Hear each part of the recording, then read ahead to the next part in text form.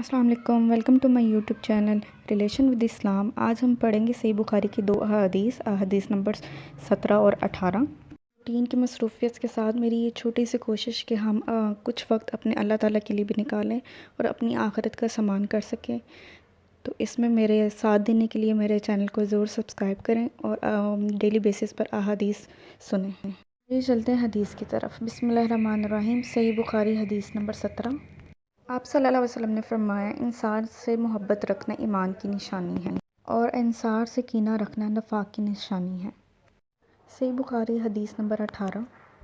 عبادہ بن صامت رضی اللہ تعالیٰ عنہ جو بدر کی لڑائی میں شریک تھے اور لیلۃ العقبہ کے 12 نقیبوں میں سے تھے، فرماتے ہیں کہ رسول اللہ صلی اللہ علیہ وسلم نے فرمایا، اس وقت جب آپ کے گرد صحابہ کی ایک جماعت بیٹھی ہوئی تھی، فرمایا کہ مجھ سے بیعت کرو اس بات پر کہ اللہ کے ساتھ کسی کو شریک نہ کرو گے، چوری نہ کرو گے، زنا نہ کرو گے، اپنی اولاد کو قتل نہ کرو گے، اور نہ کسی پر کوئی ناحق بہتان باندھو گے، اور کسی بھی اچھی بات میں اللہ کی نافرمانی نہ کرو گے۔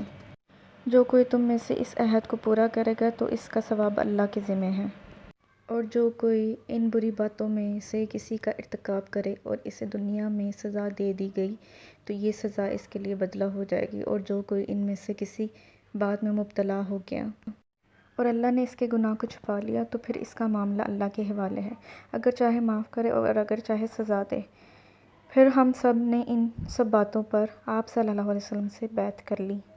ویڈیو دیکھنے کا بہت شکریہ۔ ویڈیو کو لائک، شیئر اور کامنٹ ضرور کریں۔ Thank you.